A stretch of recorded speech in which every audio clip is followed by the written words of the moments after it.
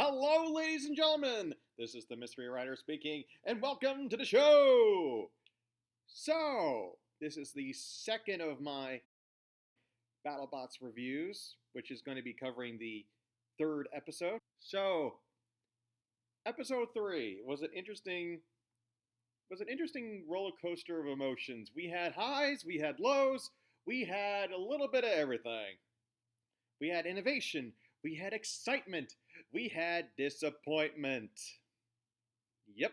Well, episode 3 had a grand total of 7 fights. 8 fights, including the Science Channel fight that will be premiering on Wednesday. I haven't seen that one yet. I mean, obviously, no one's seen that one yet. But for this review, we're just covering the fights that were premiered on Discovery. Now, the first fight was Scorpios versus a robot that I've really been looking forward to. I put it on my number 3 spot for the top 10 new robots coming to Battlebots in 2019, Copperhead. I've been following this team on Facebook and YouTube, especially on the Robert Cohen YouTube channel. The fight ultimately went to Scorpios because I'm not sure if this was Scorpios' doing, but Copperhead stopped working. And there was even one point in where Scorpios actually flipped Copperhead over. It was actually a really funny sight. I really enjoyed it. But yeah, Copperhead ended up on its head. It was upside down, couldn't go anywhere. It stopped working, even though the weapon was still working. And there's still some kinks that need to be ironed out in Copperhead, but it still looks like a fairly good contender overall. Just iron out some kinks, it should be fine. And Scorpios is looking really good. Then again, that robot could always take a beating and keep on ticking. And now it's time for the real first disappointing fight of 2019 Battlebots. It's Bloodsport versus Lucky. Oh, Lucky. You're such a good robot. You're such a lovable robot. You're a lovable team. You're one of those teams that people really want to see succeed.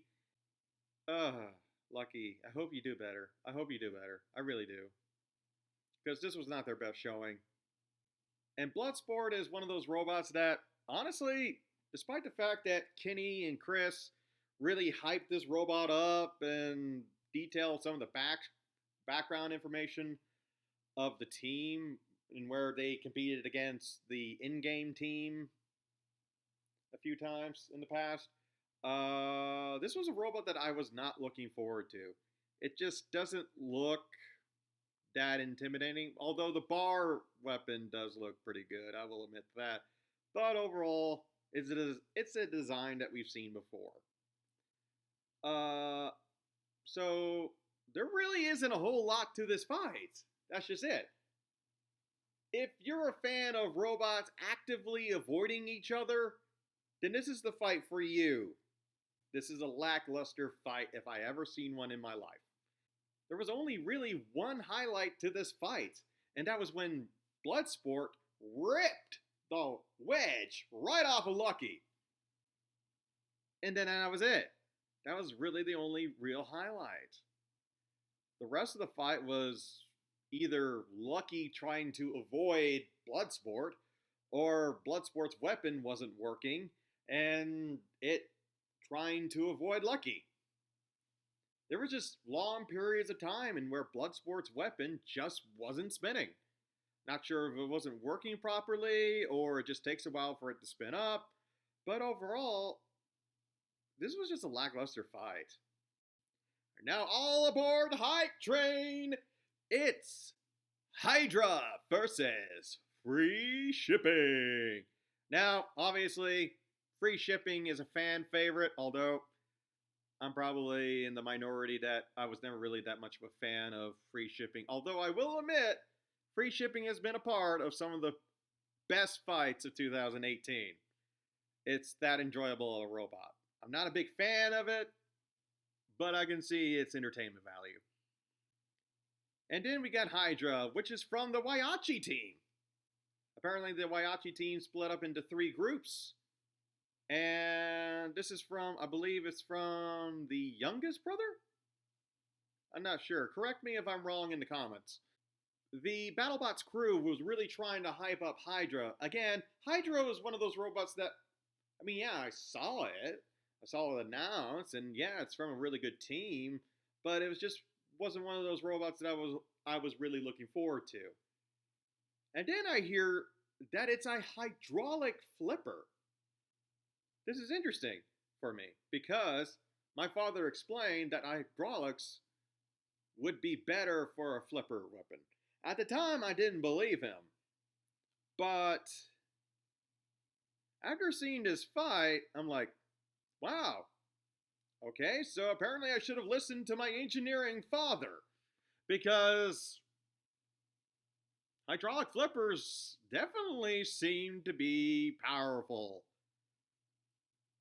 For the first half of the match, free shipping was on top, pushing Hydra around, using the flames, was just aggressive all over the place. Definitely was doing a good job pushing it around. That was until they drove up the wedge of Hydra, and then the next thing you know, free shipping was in the air.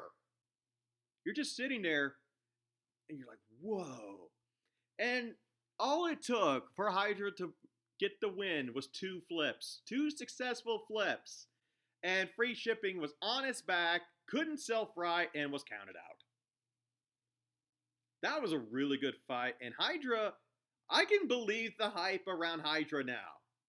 Hydra is looking great. And now on to the second disappointing fight of the night.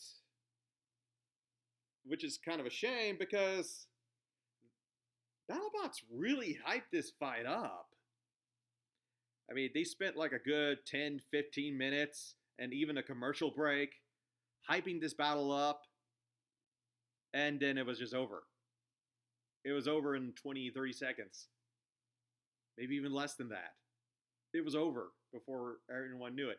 It was Monsoon versus Ragnarok. Ragnarok is one of those robots that a lot of people online were looking forward to because of how beautiful it is. I mean, it has such a great golden paint job. The axe looks strong. And the team even made a specialized axe head spear thingy to pierce the plastic armor on top of Monsoon. However, Monsoon had apparently solved this. Well, they didn't really see the spearhead because the other team kept it top secret. And so they were anticipating the axe attack, so they decided to go with a hard ox cover instead. And yet neither one of those things came into play because 2 hits from Monsoon's weapon and Ragnarok was on its back and couldn't self-right. Monsoon even tried to help him back up, but couldn't succeed. So, yeah, this was just a really disappointing fight. Alright, this next fight could have been a disappointing fight because it just didn't last very long. But it was an entertaining fight. Why? Well, multiple reasons. One, the 2 teams came in with kitchen equipment. Yes, right, they came in with kitchen equipment. While they're posing around their robots in Farouk's introductions, one of the teams were holding an egg whisk, and the other one was holding a mixer. A mixer and a bowl. I'm like, what's going on? It's Mad Catter versus Railgun Max! Railgun Max is the second of the 2 Chinese entries this year, and Mad Catter is a robot that I've been looking forward to just by how insane it looks. And here's another reason why this fight was not disappointing. The overall humbleness of the Chinese team and the absolute over-the-top personality of the Mad Catter team captain. My gosh, I can listen to that guy all day. He reminds me of Robot Wars Extreme Warriors days. That's what he reminds me of. He's just that entertaining. I mean, again, the fight was over in about 20 seconds because Railgun Max split Mad Catter apart after like what, 2 or 3 hits? And yet Mad Catter was still trying to work. One of the forks was working on one part of the robot, and the axe was trying to work on the bigger part of the robot. Yeah, but overall, this was an entertaining fight just because of the characters involved. I loved it. Now, speaking of robots that I've been looking forward to, this is Breaker Box versus Falcon. Falcon is the third and final robot from the Waiachi team, and this is the only one that actually has just one team member on it. I believe he's the second oldest, I want to say. Again, correct me if I'm wrong. And then we got Breaker Box. Again, a robot that I've been really looking forward to because it's from Team Nightmare. This robot is notoriously infamous in the robo games field because it's just that good of a robot. It's a durable machine. And that definitely showed in this fight because there was definitely some considerable damage done by the drum, or I'm just going to say drum because Falcon, while it technically has 2 drums on either side of the robot, really only got one of the drums in play. They put a really nasty dent in the front and the face of Breaker Box Wedge, sending it into the air in a like triple somersault of some kind.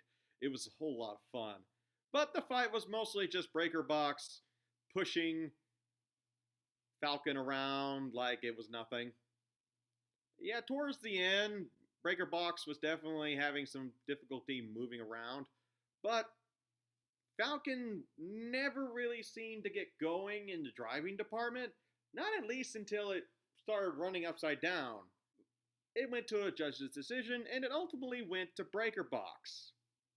I agree with this decision, because Breaker Box was definitely the more controlled robot, the more aggressive robot. Definitely tried to use the weapon more. I mean, yeah, Falcon definitely tried to get in some last-second hits, but overall, I believe the judges, while it was a split decision, I might add, they made the right decision. And finally, a main event! Bite Force, the returning champion, versus the Alaskan assassin, Yeti! The fight was entertaining. Bite Force came in, did a few hits, broke some of the forks, ripped off a chain from one of the forks. I thought the chains on Yeti seemed a little too exposed. But anyways, Yeti lasted the full 3 minutes. And Bite Force, while they did manage to flip him over, and Yeti ended up doing a 360 around the floor on its back because it just couldn't drive straight. Again, it ended up going to a judge's decision, and the judge's decision went with Bite Force, which I agree with. Overall, the fight was great. Both teams went in, did their best. I mean, yes, Bite Force did a lot more damage to Yeti, but I have to say, in terms of driving ability, it was about the same. The team captain from Team Yeti did a very good job, especially since they got the fork, their last remaining fork, in some of the holes on Bite Force's bodywork, and just started pushing them around. There was one part in where I thought they were going to end up having to stop the fight and pull them apart. All right, well, that has been my review. This was, like I said, a roller coaster of an episode. I mean, we had one that was just a lackluster fight where both robots were just actively avoiding each other. And we had one fight that was over after so much hype. But overall, this was a great episode.